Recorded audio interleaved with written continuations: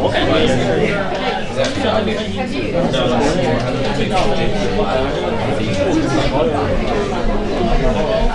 再加上那种就是那种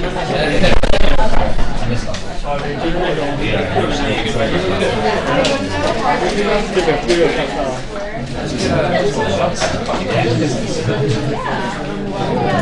我有时候觉得很奇怪，在这里有机会看看一些有些课上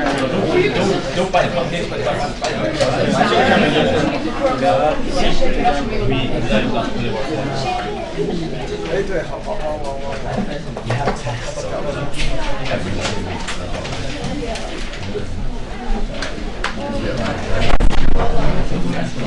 You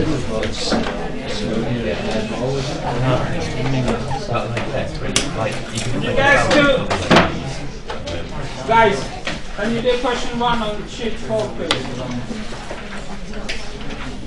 Remember last week we did not do the last 3 questions. I will get back to those last 3 questions after doing this, okay? This is sheet 4, guys. This is sheet number 4. Can you do the first question, please, now?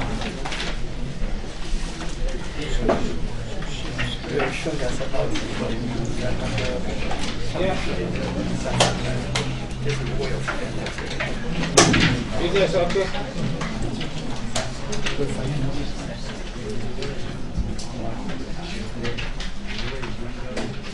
Trying to see if I can write here. Trying to see if I can write something. This is question 1.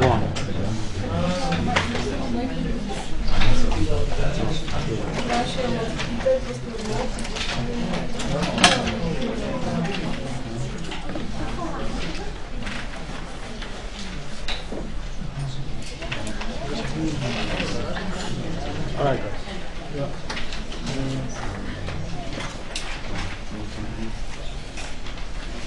Alright, can you do question 1 from sheet 4?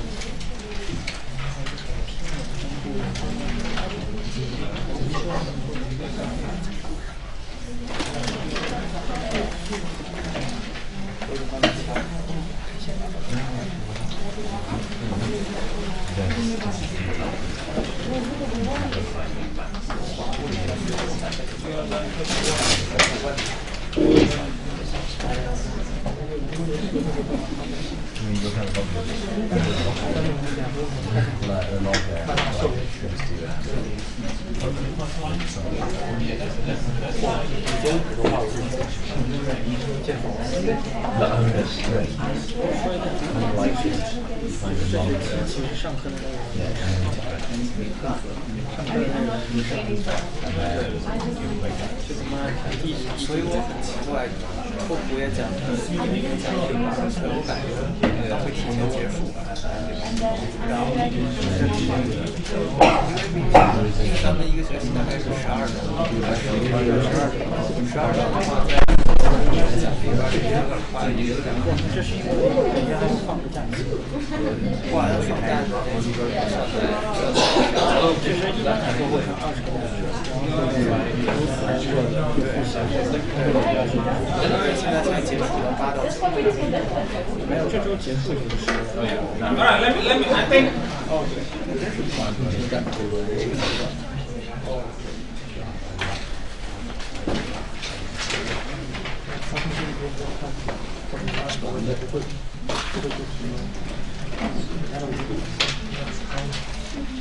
Can you guys listen to me, please? This is question 1 on sheet 4. The first thing to do is to write down the likelihood function, which is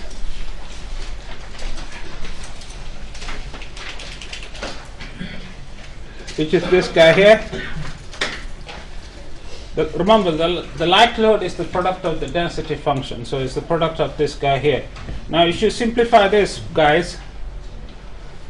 Hoping that you did it correctly, guys. This is what you should get. This is what you got? Yes? No? Yes? Alright. Now the next step is to take the log of the likelihood. So it's the log of this guy, which will be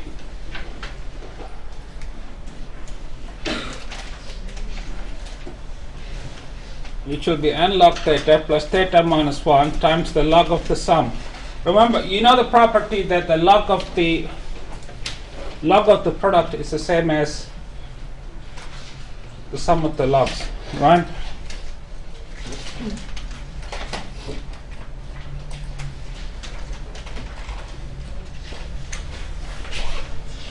Alright, the next step is to find the derivative with respect to theta. You get n by theta.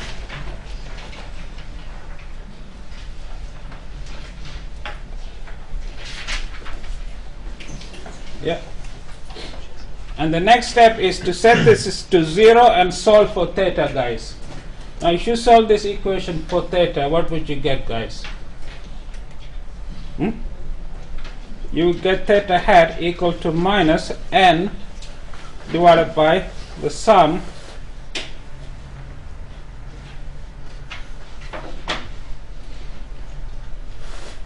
Yes, this is what you got, guys. So this is the estimator for theta. Now to make sure that this is a maximum likelihood estimator for theta, you need to find the second order derivative.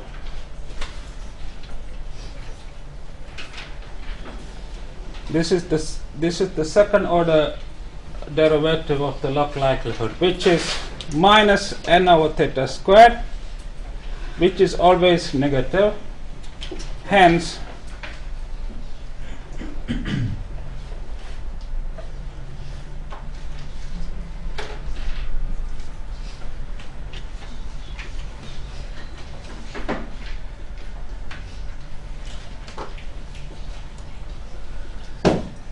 all right.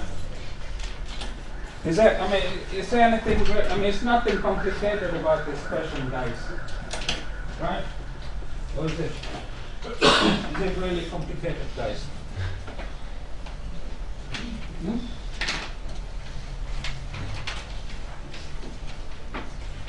You okay, guys?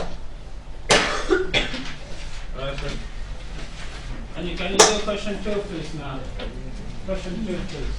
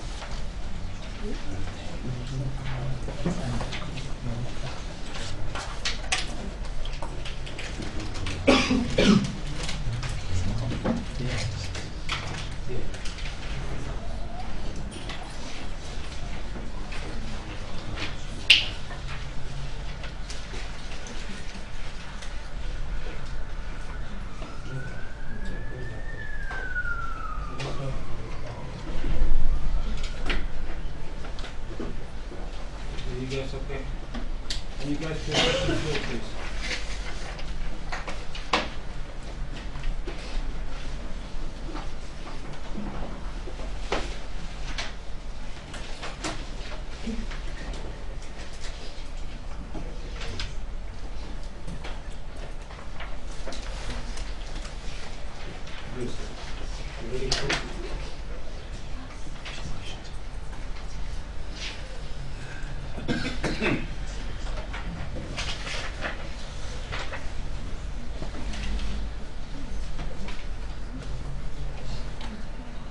Has everybody signed this sheet? Yes?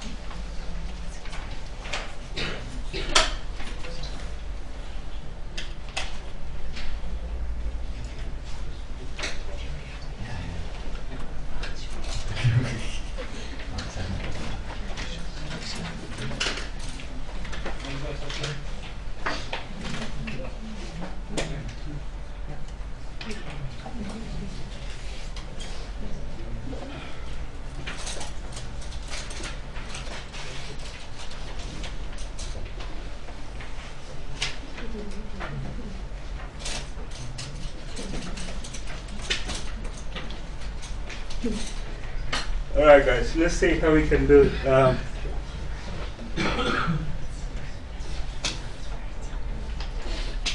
Question 2 is very similar to question.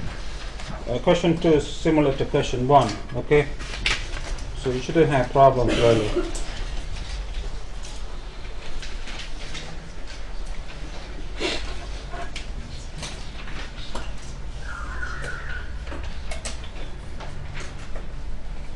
Once again, you only have one parameter theta. So the likelihood at theta is equal to the product of I from 1 to n of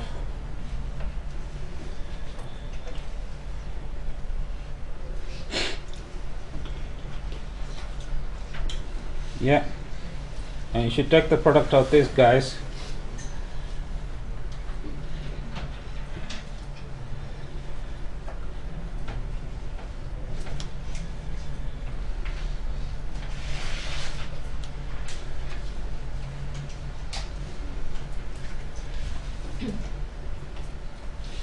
You get this, right? Did all of you get this correct simplification? As I said many times, it's important that you get the simplification correct. If you get this step wrong, then everything else will be wrong too. You know what I'm saying? Yeah. So the next step is to take the log of the likelihood.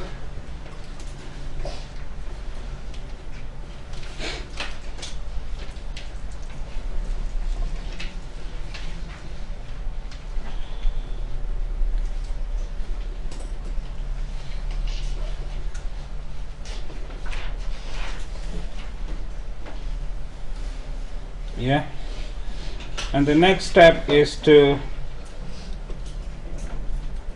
take the derivative with respect to theta. So you get 2n by theta minus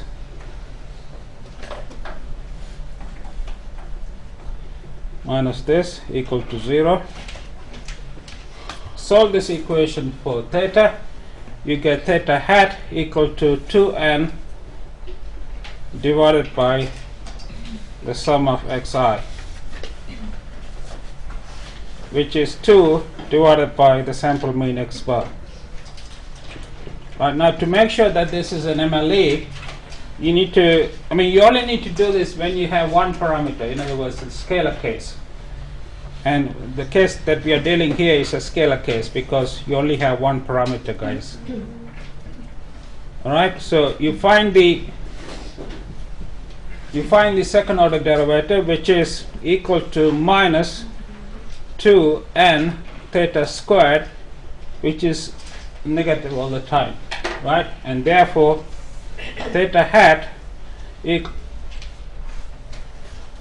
to this is an MLE.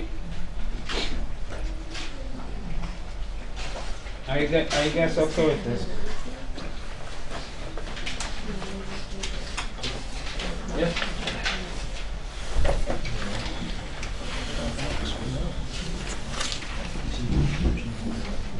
Any questions, guys, please?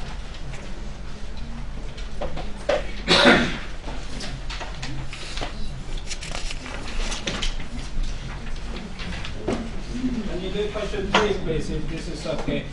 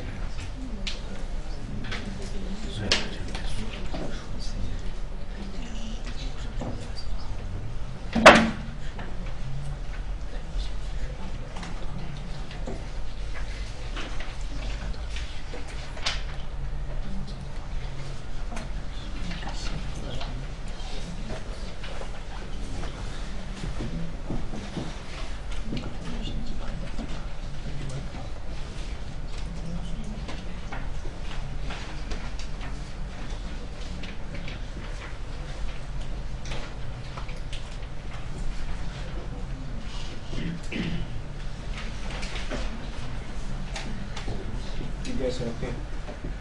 You're all set. You guys are okay?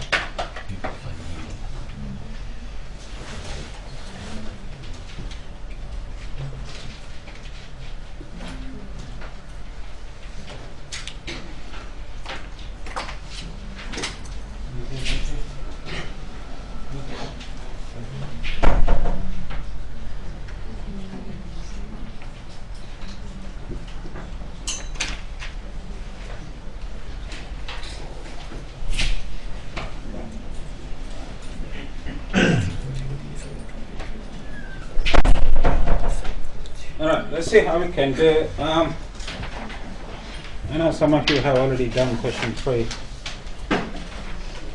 but if you haven't done it,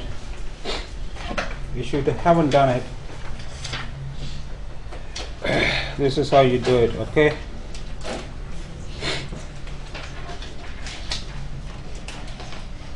You have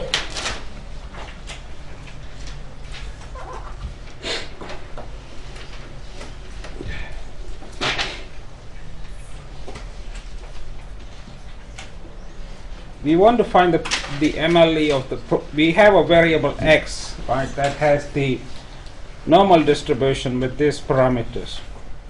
Okay, and we want to find the probability that x is less than 0. Okay, so the first thing you need to do is to find this probability that x is less than 0, right? So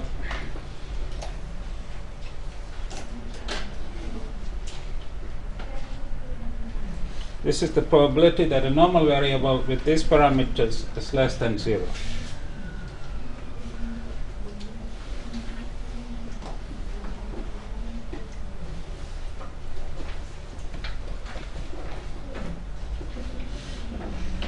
You see what I've done here? What have I done here, guys? I have, on both sides of the inequality, I have subtracted mu. So if I do that on the left hand side, what would this become, guys? It will become the probability that n01 variable is less than minus mu. Yeah? Are you guys with me or not? Yeah? Now the probability that we denote this by, you remember this notation, guys. This is the notation to denote the CDF of a standard normal variable. Alright, so what you have here is the CDF at minus mu. So what we have shown so far is that the probability that x is less than 0 is equal to phi being the CDF of standard normal at minus mu. So what this implies, guys, is that the MLE of the probability, yeah, is the same as the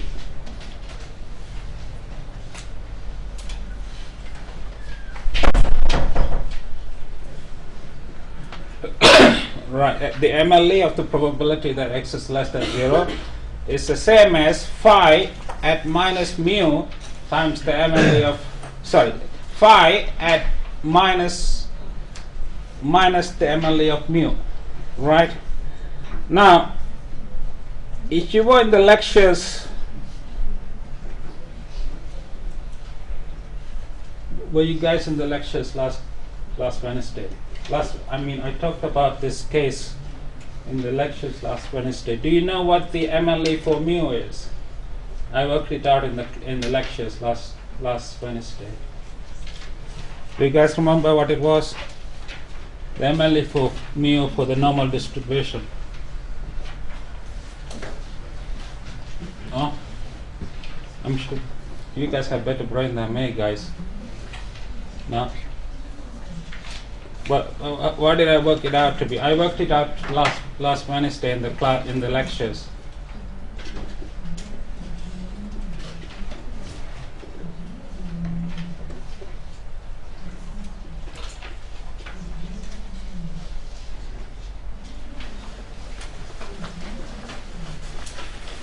See, lecture is I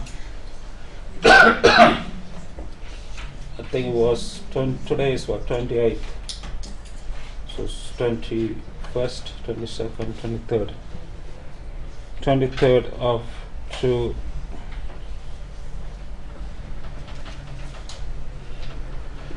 If you look at the handwritten notes for 2302, right, you will see this.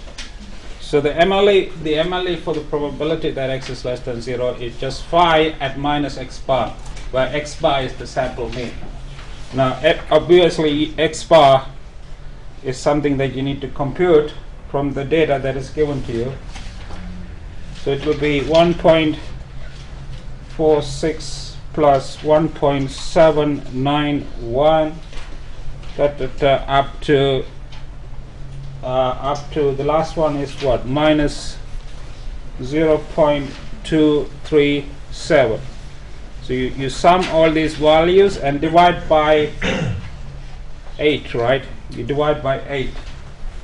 So this whatever this gives you, I don't have a calculator with me, guys, but if you have a calculator, you can work this out and you get a single number. right? And then you just put it here and you get the MLE for the probability. Is that clear, guys, or not?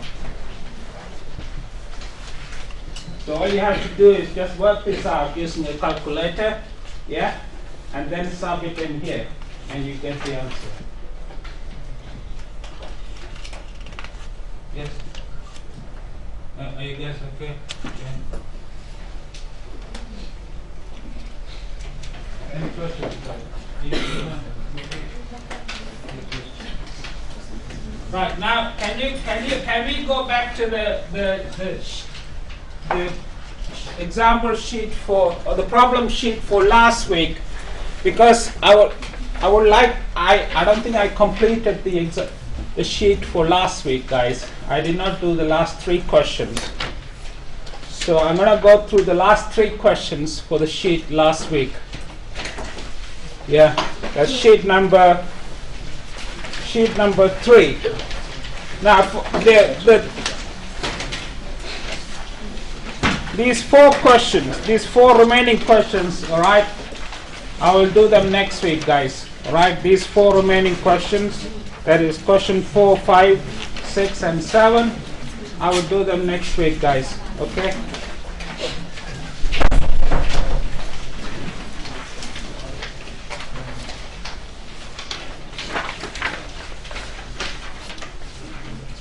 Now, starting with, I think it was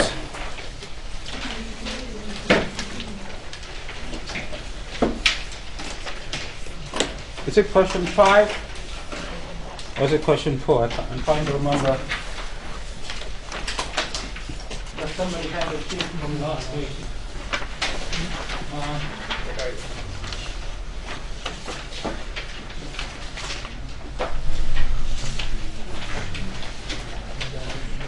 This is question 5, I think I did good, right? Yes, thank you.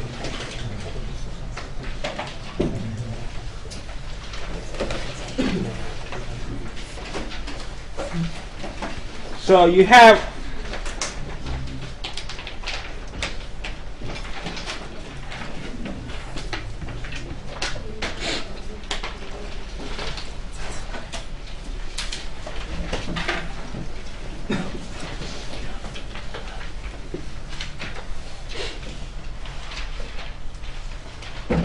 I think I did this in the lectures.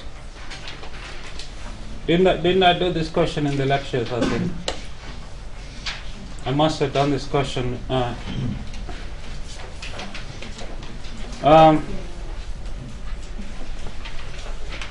This is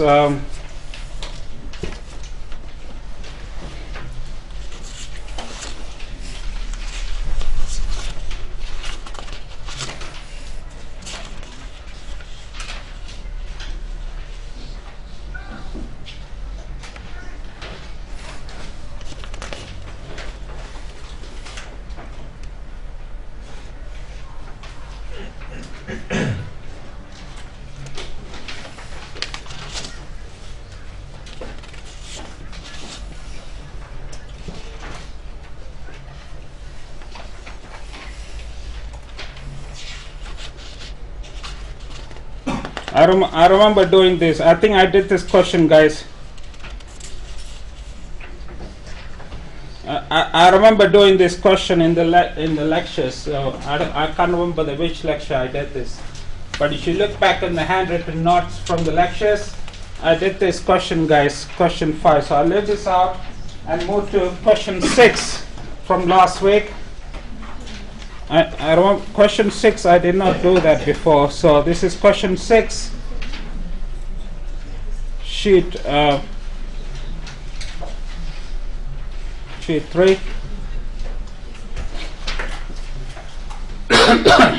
And I know some of you struggle with this question, I think. I can, as far as I can tell you. There were n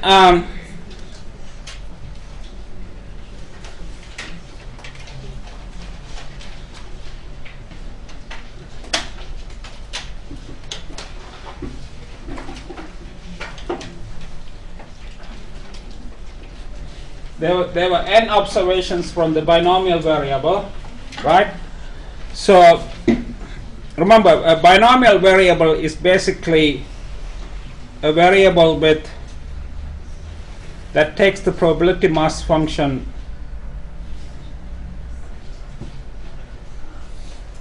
this is the probability mass function of a binomial variable, and the possible values for x can be either 0, 1 or 2.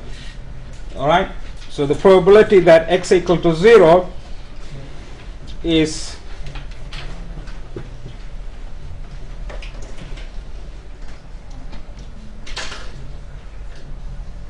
this, and the probability that x equal to 1 is to choose 1, and this is 2 times p times 1 minus p, and the probability that x equal to 2 is to choose 2,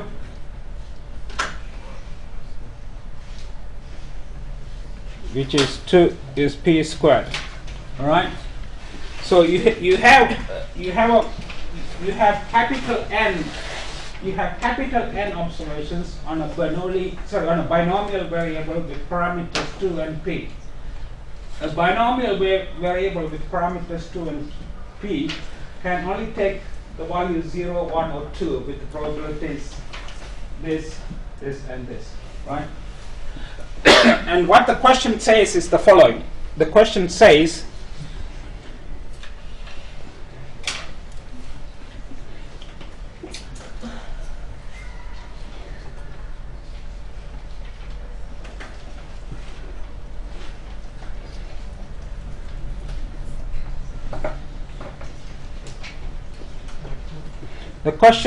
there are n0 observations having x equal to 0, and there are n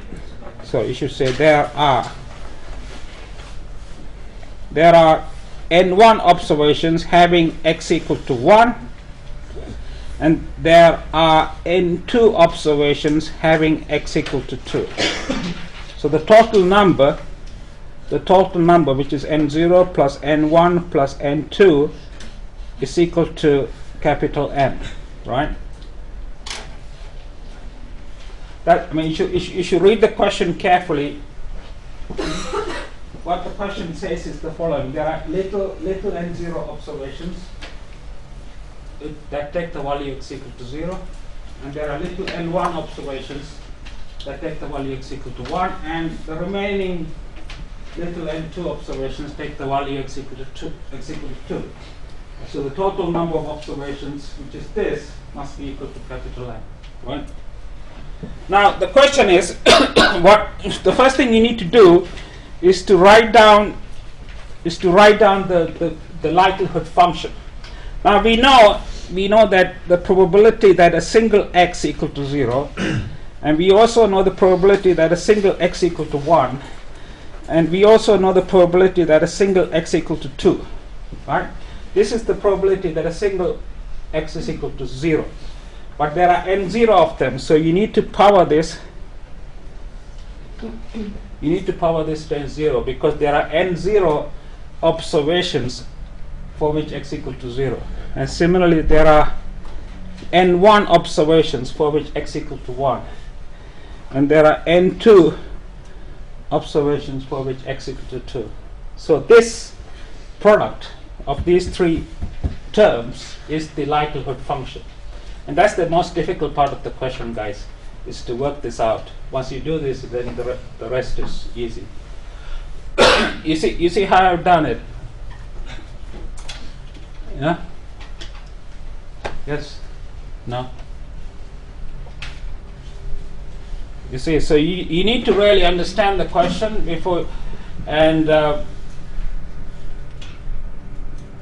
in order to work this out, you need to really understand the question, that there are capital N observations, and out of that capital N, there are little n0 taking the value x equal to 0, little n1 taking the value x equal to 2, x equal to 1, and so on, right? And then write this down, okay?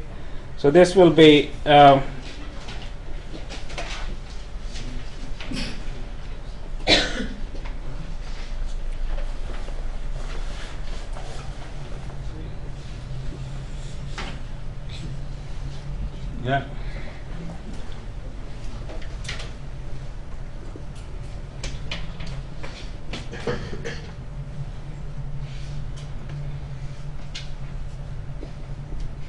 All right. So this is the likelihood function. The next thing is to take the log of the likelihood function, which will be n1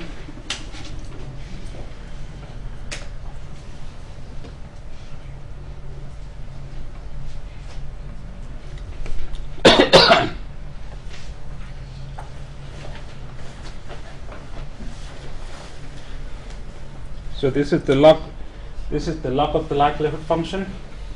I mean, the rest, the remaining procedure is pretty trivial, right? It's pretty is standard, routine. I mean, routine. That's the right word. Okay. And then you take the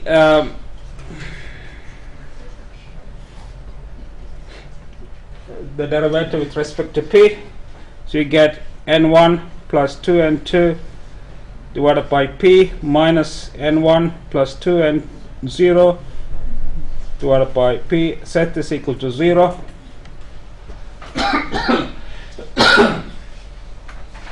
Right, set this equal to 0 and solve for p.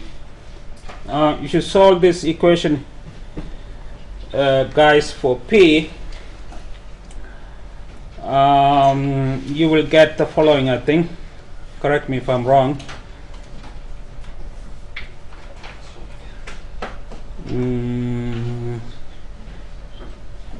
This is what you will get, I think. So if you solve this equation for p, guys, I think this is what you will get. All right. Now, to make sure that this is an MLE, you need to do the second order derivative,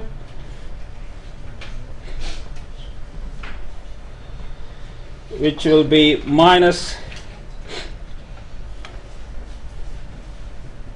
Oh, here we are.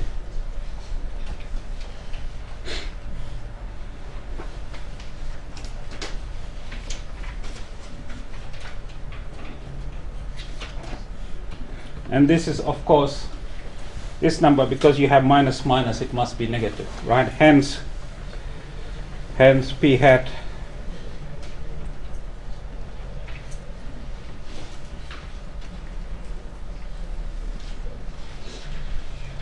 yeah. All right, guys. Is it clear to all of you or not? Yeah. So that was question 6 from last week. Now question 7. It was the last question. Okay. Do you have a copy of? Can I borrow question 7 from last week? Question 7. I'll give it to you in a minute. Okay. This is clear to all of you, by the way. I just want to do question 6 and 7 because I did not do them last week. Then the 4 remaining questions from this week will be for next week. All right. All right. Now I just want to do the last question from last week. So you have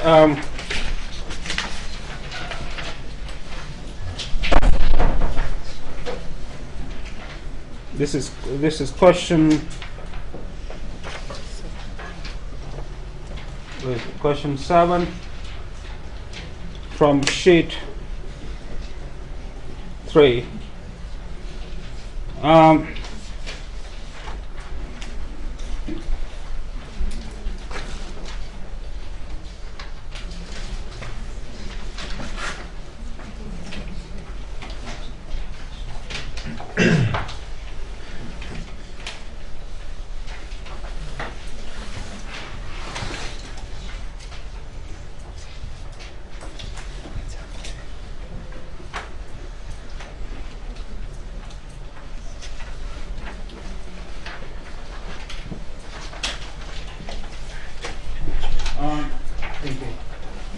Right, I don't know whether you guys remember this question. P denotes the proportion of the cereal Cocoa Bix bought by men, right? And there are 70 purchases. So if X denotes the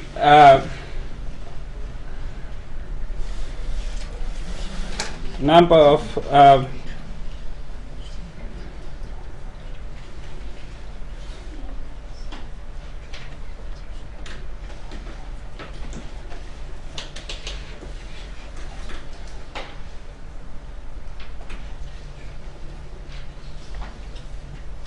then x follows the binomial distribution with parameters 70 and p, right? So x is the number of serial bought by men, okay, and it has this binomial distribution, and we are told that the actual number bought by men is 58, right? So the probability, in other words, the likelihood at p is simply 70 choose 58, p to the power 58, 1 minus p 12. Is that clear how I got this, guys? This is the outcome. This is the value. 58 is the value for x. X represents the number of the number of purchases by men, right? Okay. So, and that is equal to 58. So this is the likelihood function, right? The first part is to find the MLE for. The first part is to write down the likelihood function. The second part is to find the MLE, I think. To find the MLE, you just do the same thing as I've done many times already. You take the log of the likelihood, so it's the log of 70.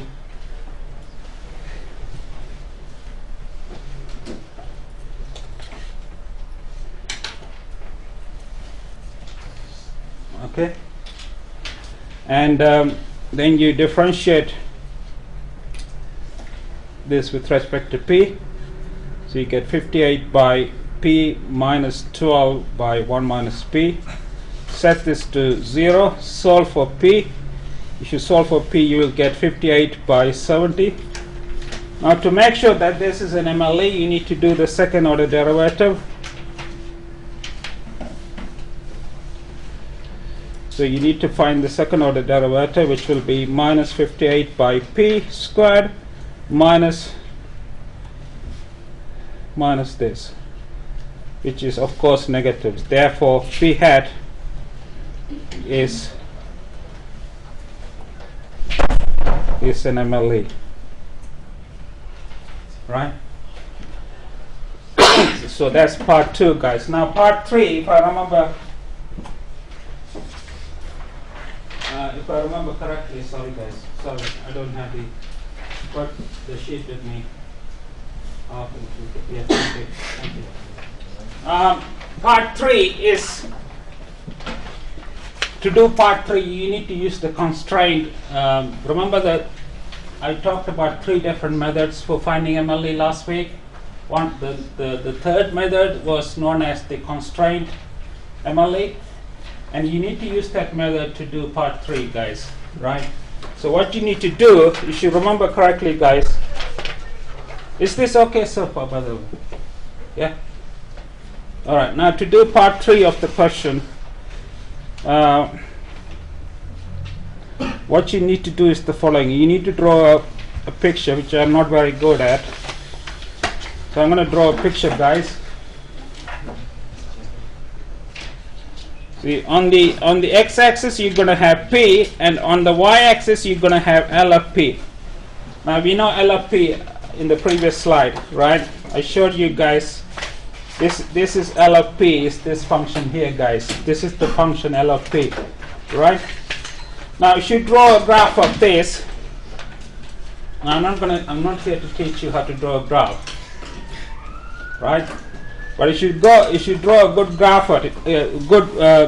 Suppose this is 1, suppose this is 0, suppose this is half. Okay, right? And the graph, you should draw a good one.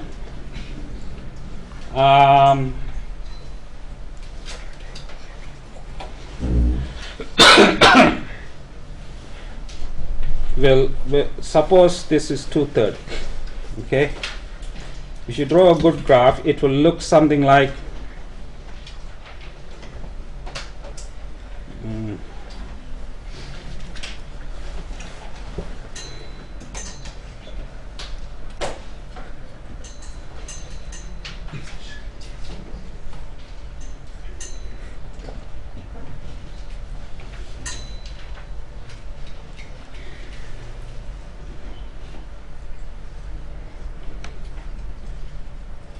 it'll look something like this, and your half, sorry, your 2/3 will be here, and your half will be over here, and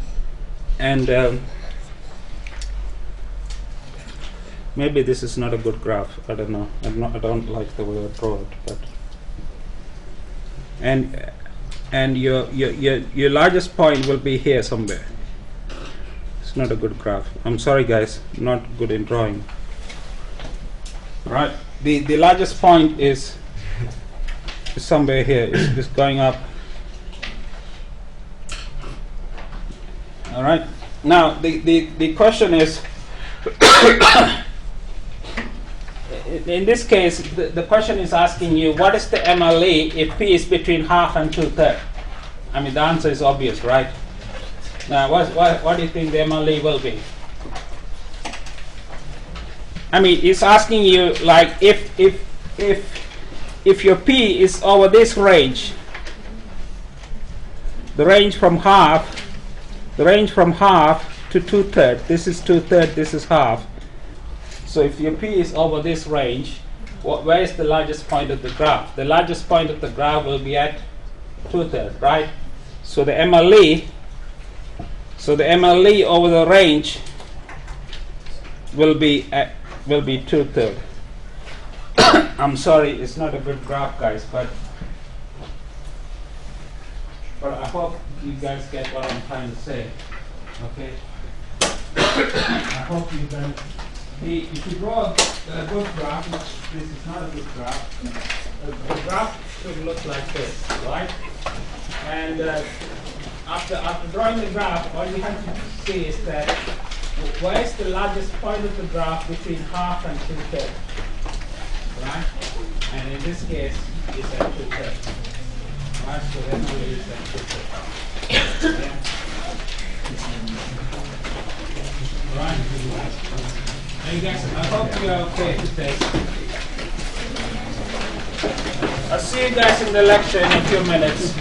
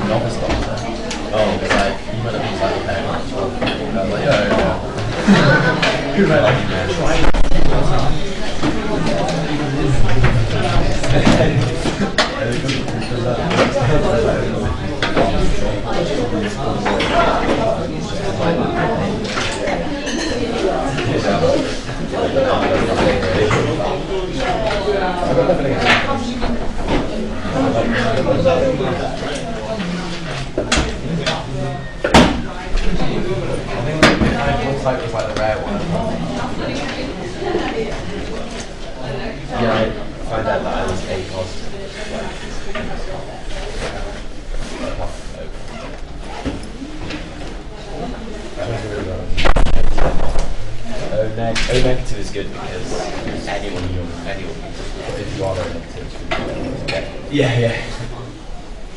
It's like that. It's like great at that stuff. It's like, yeah, because like all quasi-linears are linear. All the semi-linears. It's like that. Because I think like the A, the B, and the positive are like different quoted. You don't in the hemoglobin. So if you're AD positive, say that.